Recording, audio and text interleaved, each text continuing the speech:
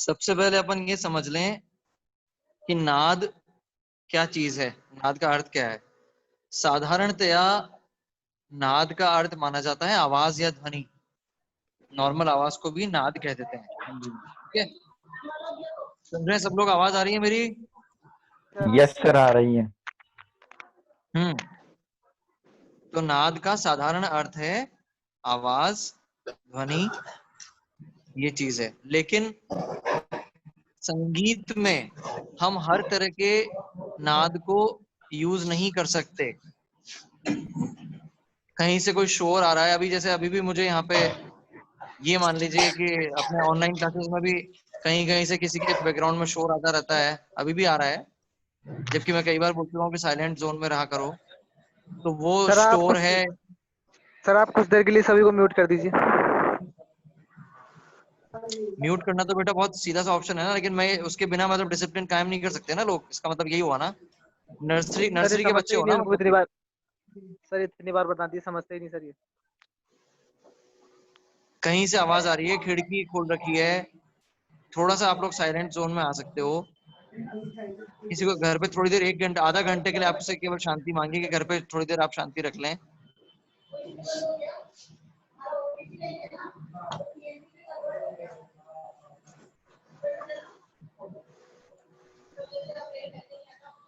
तो संगीत में जो नाद यूज आता है उसको बोलते हैं संगीतोपयोगी नाद।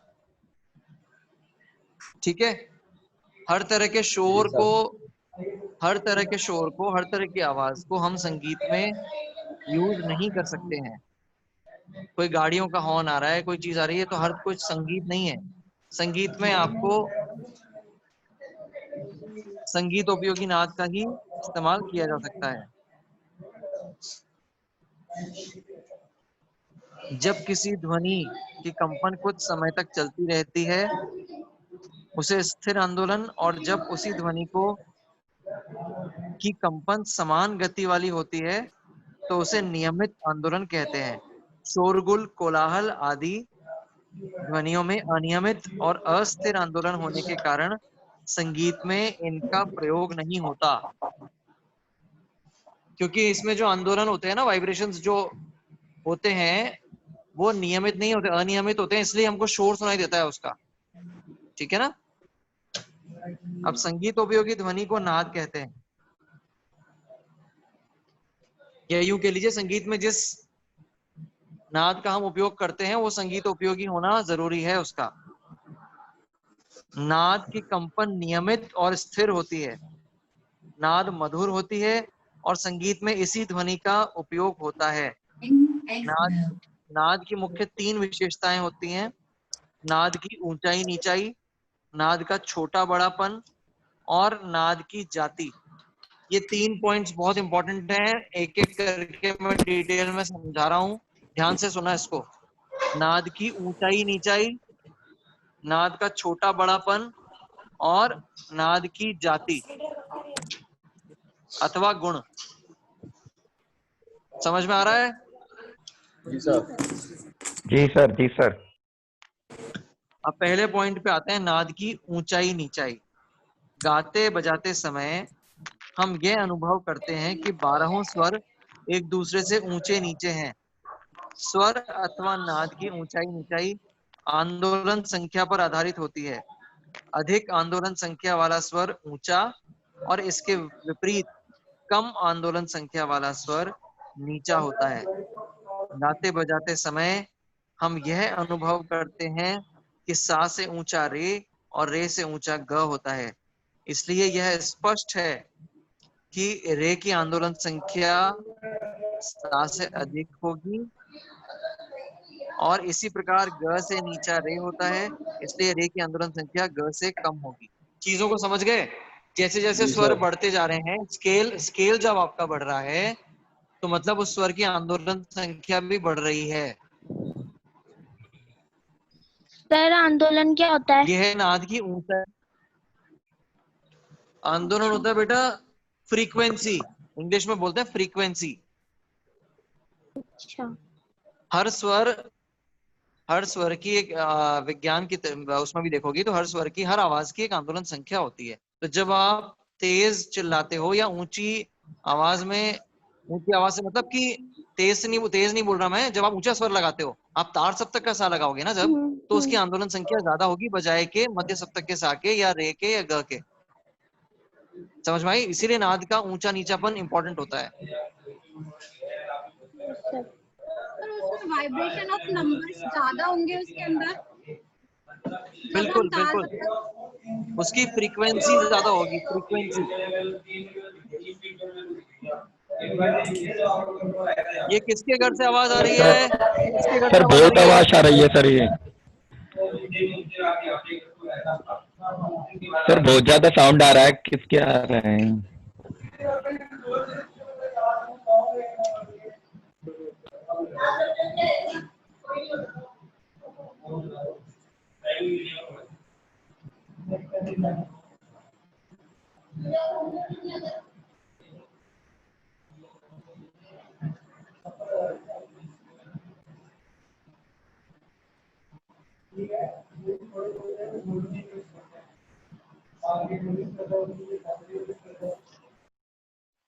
इसके बाद सेकंड पॉइंट आता है नाद का छोटा बड़ापन। एक बार ऊंचाई नीचाई के बारे में थोड़ा सा आप लोग और इसको भी पढ़ना, मैं डिटेल नोट और भी दूंगा, उसको भी पढ़ लेना, उससे चीज क्लियर हो जाएगी कि स्वर, जैसे स्वर बढ़ते रहते हैं, स्केल बढ़ता रहता है, तो स्वरों की आंदोलन संख्या यानी फ्रीक्वेंसी बढ़ती रहती है। ये मोटी मोटी बात, ये इंपॉर्टेंट याद कर लो।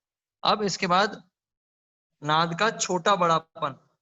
गाते बजाते समय हम यह भी अनुभव करते हैं कि धीरे से उत्पन्न किया गया स्वर थोड़ी दूरी तक और जोर से उत्पन्न किया गया स्वर अधिक दूरी तक सुनाई पड़ता है। इसी को संगीत में नाद का छोटा बड़ापन कहते हैं। छोटा नाद कम दूरी तक और धीमा सुनाई पड़ता है और बड़ा नाद अधिक दूरी तक और स्पष्ट सुनाई पड़ता है। अपन बोलते हैं वॉल्यूम बढ़ाओ, वॉल्यूम बोलते हैं ना कि थोड़ा तेज गाओ, उसका मतलब ऊंचे स्वर में गाओ नहीं होता है। तेज मतलब आपको आवाज तेज निकालनी है, वॉल्यूम बढ़ाना है अपना, लाउड गाओ। लाउड वर्ड बोलते हैं ना, कई बार मैं बोलता हूँ तो सुनाई नहीं दे रहा तुम्हारा, बेटा लाउड गाओ, तो वो नाद का छोटा बड़ापन है। ऊपर जो देख रहे थे वो ऊंचा नीचापन था, वो ऊंचाई नीचाई थी, ये छोटा बड़ापन है। आपको, आप चाहे नीचे का सा भी गा रहे हो, अगर आप तेज गाओगे तो वो सुनाई देगा। आवाज में एफर्ट नहीं लगाओगे तो वो आवाज नहीं सुनाई देगी मुझे।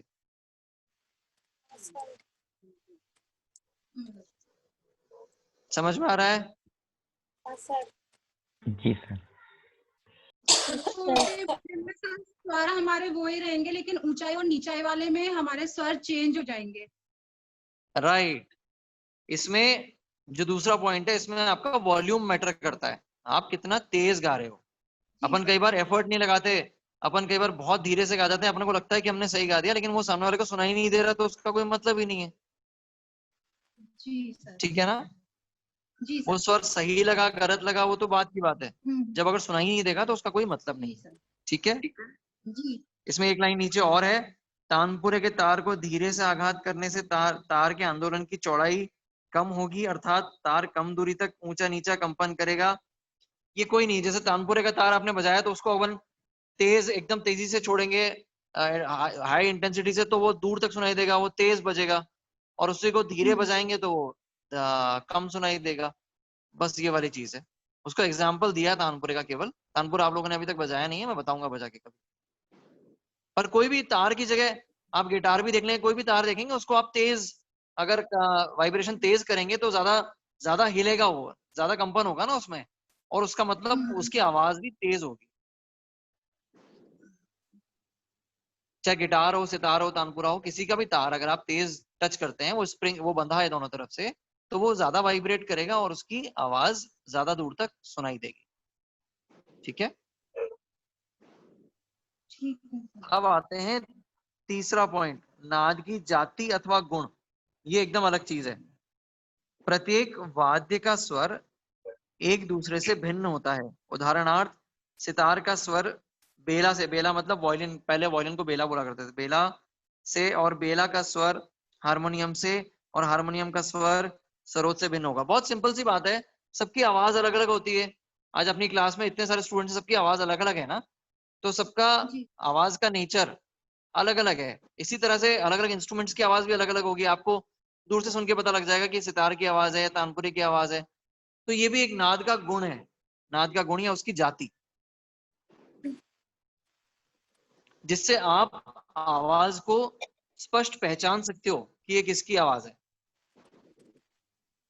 ठीक है ना। क्लास में से अगर आपने आवाज सबकी सुन रखी है, कोई भी बोल रहा है, तो यू कैन इजीली रिकॉग्नाइज कि कौन बोल रहा है, आप, क्योंकि आपकी आवाज उसकी जानी पहचानी है। तो उसकी आवाज का अलग नेचर है ना, अलग टेक्सचर है ना उसकी आवाज का, तभी तो पहचान पा रहे हो आप। तो इसी तरह हर इंस्ट्रूमेंट की, हर चीज की आवाज अलग अलग होती है। तो ये तीसरा इंपॉर्टेंट पॉइंट है आपका।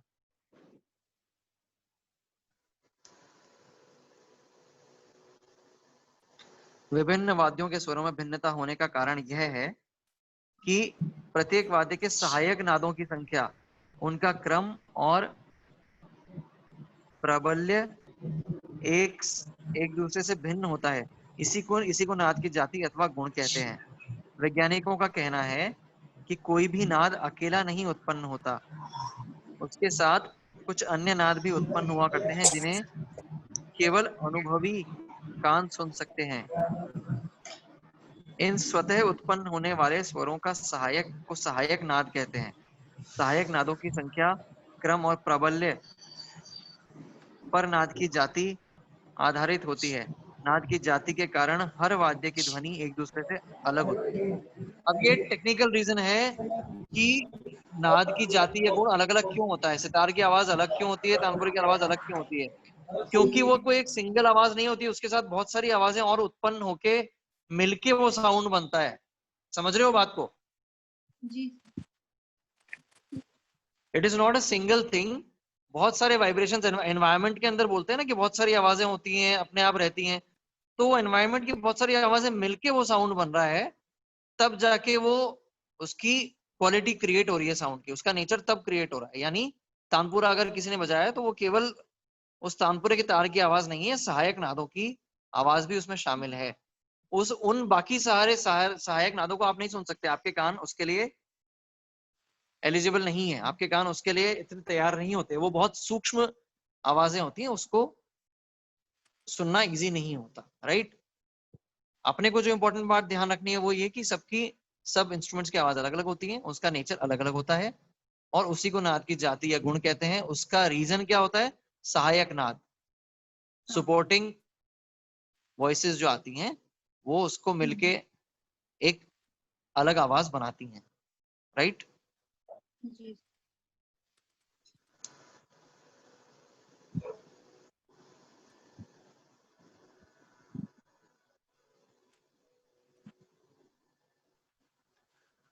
पिछले साल में मैंने आपको कौन कौन से टर्मिनोलॉजी कराई थी? श्रुति, स्वर, ये सब बताया था, नाद, श्रुति, स्वर वगैरह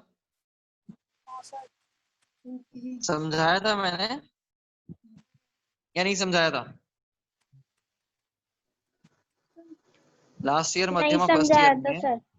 नहीं समझाया सर था ना? बताया था थोड़ा थोड़ा, सर बताया सर था। श्रुति के बारे में बताया था सर, थोड़ा थोड़ा बताया था, नाद के बारे में नहीं बताया था। हाँ, नाद का तो मुझे पता है कि डिटेल तुम्हारा आया ही इस बार है, इसलिए मैंने इस बार बताया है। लेकिन हाँ सर, नाद के बाद श्रुति के बारे श्रुति में और श्रुति बताया। के बाद स्वर, ये मैंने थोड़े थोड़े से समझाए थे तुम लोगों को, और हाँ बता सर, देता हूँ। थोड़े थोड़े। देखो, श्रुति, इसके शाब्दिक अर्थानुसार जो कुछ भी कानों द्वारा सुना जाए वो श्रुति है। श्रूयते इति श्रुति है, श्रुति ही, यानी इस दृष्टि से प्रत्येक प्रकार की ध्वनि, चाहे संगीत उपयोगी हो अथवा ना हो, श्रुति कहलाएगी। कोयल की मधुर ध्वनि, गर्दभ का रेंकना, दो पत्थरों के घर्षण से उत्पन्न ध्वनि आदि का विस्फोट सभी व्यापक अर्थ में श्रुति कहलाएंगे। संगीत में श्रुति का शाब्दिक अर्थ नहीं लिया जा सकता, संगीत में श्रुति का संकुचित अर्थ लिया गया है।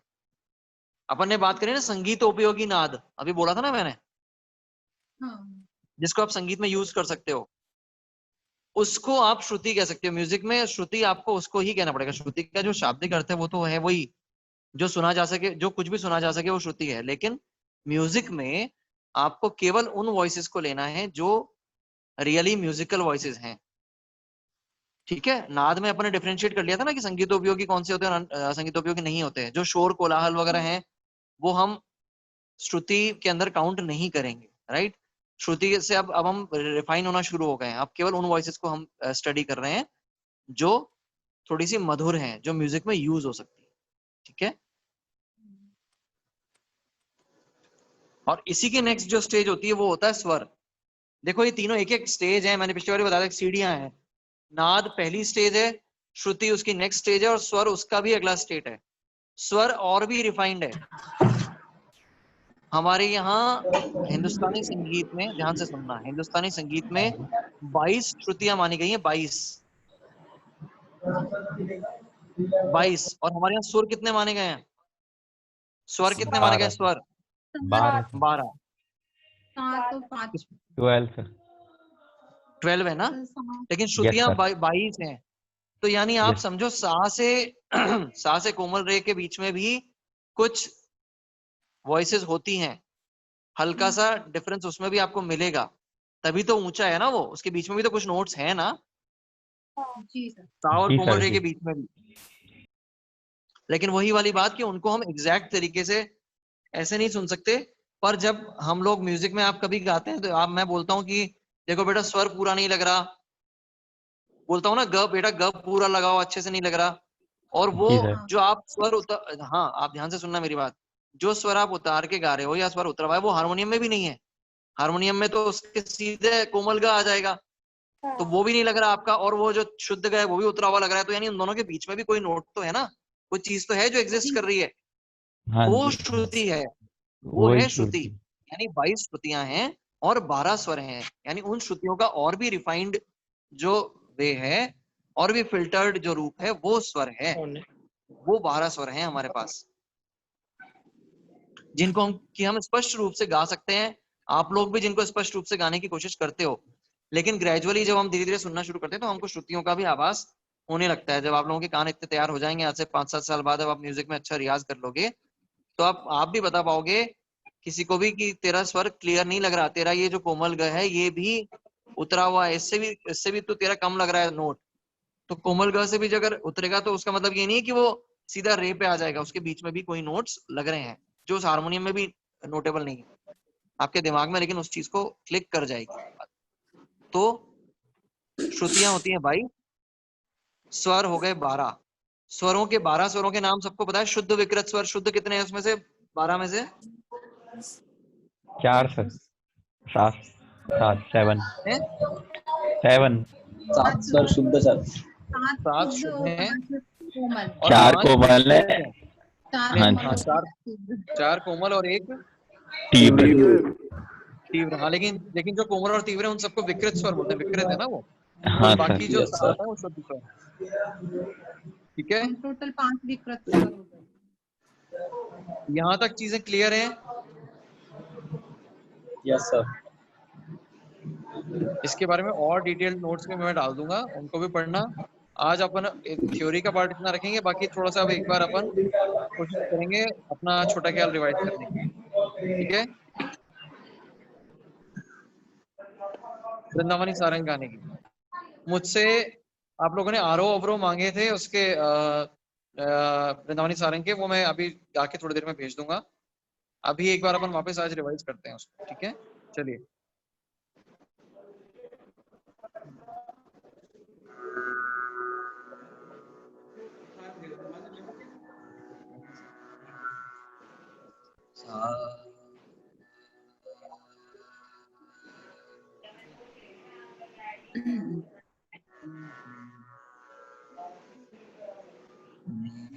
सा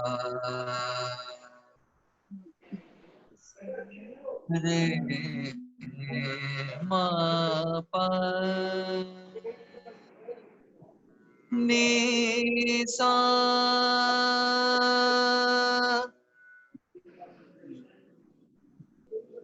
गाइए। सा रे मा पा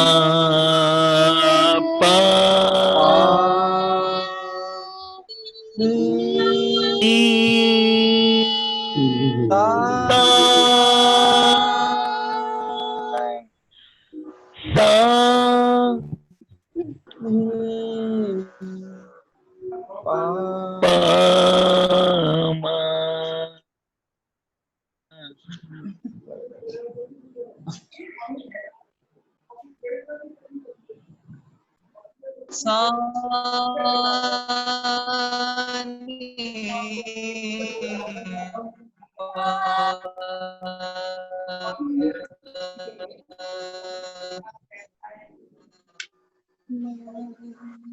ये